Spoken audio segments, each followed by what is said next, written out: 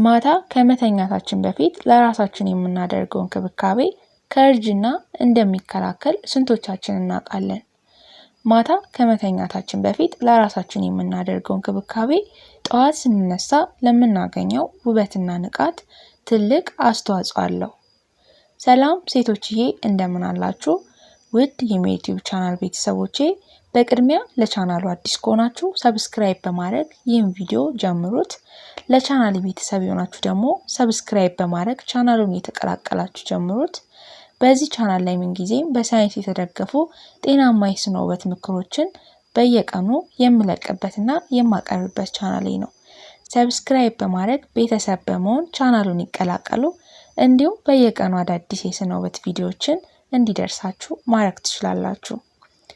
ታዲያ ቅድም እንደነገርኳችሁ ማታ ከመተኛታችን በፊት ለራሳችን የምናደርገው እንክብካቤ በከፍተኛ ሁኔታ እርጅናን እንደሚከላከል ሁላችንም ማወቅ አለብን። በተለይም ደግሞ እኛ ሴቶች ማታ በዋነኝነት ልንንከባከባቸው የሚገቡ የአካል ክፍሎቻችን አሉ። ታዲያ ሁላችንም ግን ይሄንን አንተገብርም። በዛሬው የስነ ውበት ቪዲዮ ላይ ታዲያ የምንመለከተው ሁላችንም ሴቶች ማታ ልንተኛ ስንል መንከባከብ ያሉብን 5 የውበት ክፍሎቻችንን በዚህ ቪዲዮ ላይ አጠር አድርጌ የምነግራችሁ ይሆናል።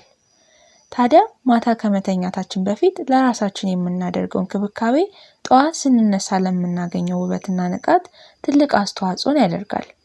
በምሽት እረፍት ወቅት ሰውነታችን ራሱን ስለሚያድስ ልዩ ትኩረት ልንሰጣቸው የሚገቡ 5 ዋና ዋና የውበት ቦታዎችን በዚህ ቪዲዮ ቅድም እንደነገርኳችሁ እምንዘረዝርላችሁ ይሆናል። የመጀመሪያውና አንደኛው የውበት ክፍላችን የፊት ቆዳችን ነው።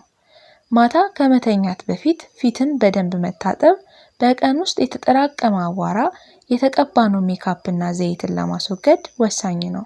ዋነኛ ማድረግ ያለብን ነጥብ ፊታችንን በደንብ ከታጠብን በኋላ የሚስማማንን እርጥበት ሰጪ ክሬም ባለን ነገር ማለትም በቤታችን ውስጥ በሚገኘው ነገር ጥቂት ጠብታ ተፈጥሯዊ ዘይትን በምትጠቀሙት ማለትም የኮኮናት ኦይል ሊሆን ይችላል፣ የአልመንድ ኦይል ሊሆን ይችላል።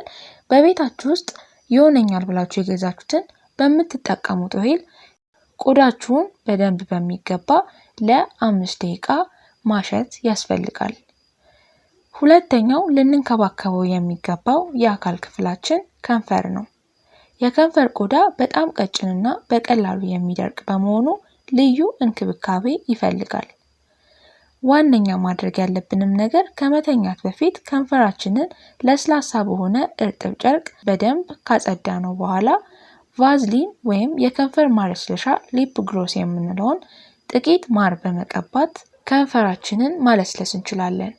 ማርን ማግኘት የማትችሉ ደግሞ በቤታችሁ ውስጥ ባለው በስኳር ያንን አድርጋችሁ ከንፈራችሁን መቀባትን እንዳትረሱ። ይህ በጣም ጠዋት ስትነሱ የከንፈር ውበትን፣ የከንፈር ልስላሴንና በጠዋት የከንፈር መድረቅ እንዳያጋጥማችሁ ይረዳችኋል።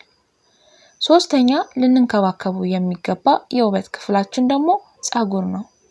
በምንተኛበት ጊዜ እኛ ሴቶች ፀጉራችን ከትራስ ጋር በሚፈጠር መፋተግ ምክንያት ሊሰባበር፣ ሊነቃቀል ወይም ሊያያዝ ይችላል።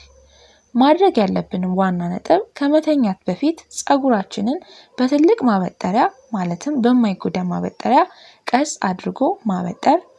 ከዚያም ፀጉራችሁን የተሰራችሁት ካልሆነ ወይም ደግሞ ፀጉራችሁ ካልተሰራ 2 ቦታ ፀጉራችሁን አካፍላችሁ መሰራት። በምትችሉት መንገድ ፀጉራችሁን አበጥራችሁ ከሰራችሁት በኋላ በፀጉር መሸፈኛ ሻሽ ወይም ደግሞ ካፕ በምንለው በደንብ ሸፍናችሁ ፀጉራችሁን ማሳደር ነው።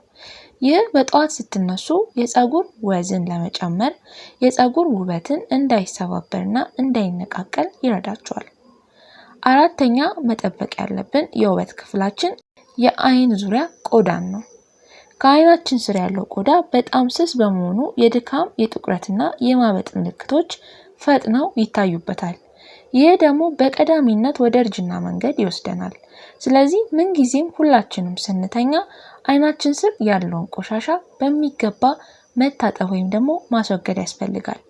ለምሳሌ ሴቶች እንግዲህ ቀን ኩል የምትቀቡ ከሆነ የተለያየ በአይናችሁ ስር ሻዶ የምትቀቡ ከሆነ ያንን ካላስወገዳችሁ በቀጥታ ያለ እድሜ እርጅናን ወደ ራሳችሁ እየጎተታችሁ ነው ማለት ነው።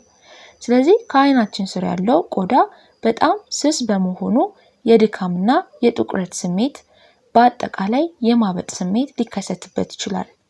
ማድረግ ያለብንም ነጥብ ለዓይን ዙሪያ ተብሎ የተዘጋጁ ክሬሞችን ጥቂት ዓይናችን ስር በመቀባት ከዓይናችን ስር የተቀባናቸውን ፕሮዳክቶች ማስወገድ፣ በንጹህ ውሃ ከዓይናችን ስር የተቀባነውን ነገር በሙሉ ማስወገድና ዓይናችንን ንጹህ አድርገን መተኛት። ይህ ጠዋት ስንነሳ ዓይናችን እንዳያብጥ፣ እንዳይጠቁርና በአጠቃላይ ዓይናችን ስር መጨማደድ ስሜት እንዳይታይብን በከፍተኛ ሁኔታ ይከላከላል። አምስተኛ እጅና እግራችንን ነው።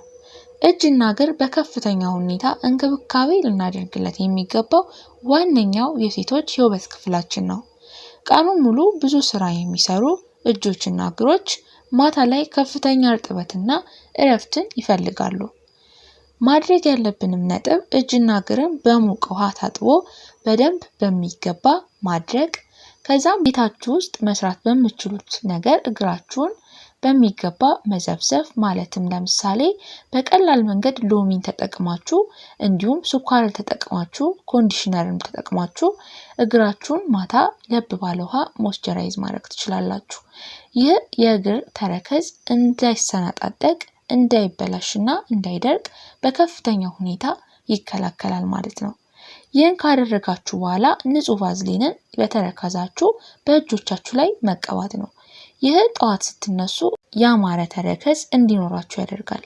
ታዲያ እነዚህ 5 ዋና ዋና የገለጽኳቸው የአካል ክፍሎቻችን ማታ ሁላችንም ስንተኛ መንከባከብ ያለብን ክፍሎች ናቸው ማለት ነው። ታዲያ ሴቶችዬ እንግዲህ ማታ ስትተኙ ሁላችንም እነዚህን ማድረግ አይከብደንም።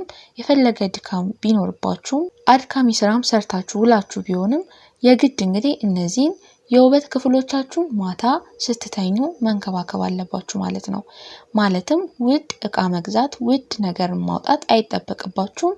ቤታችሁ ባለው ፕሮዳክት ራሳችሁን መጠበቅ መንከባከብ ትችላላችሁ ማለት ነው።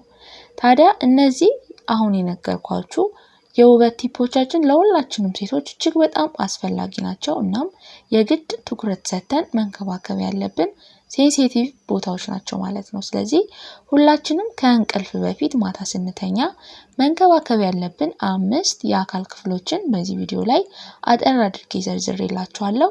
ይህ ቪዲዮ በጣም ጠቃሚና አስተማሪ ስለሆነ ሼር እያደረጋችሁ ለብዙ ሰዎች አጋሩ። ጥያቄ ሀሳብ ካላችሁ ደግሞ በኮሜንት ላይ አስፍሩልኝ፣ አብራርቼ መመልስ ይሆናል። ከኔ ጋር በአዲስ ቪዲዮ እስከምንገናኝ ቸር ቆዩልኝ። እወዳችኋለሁ።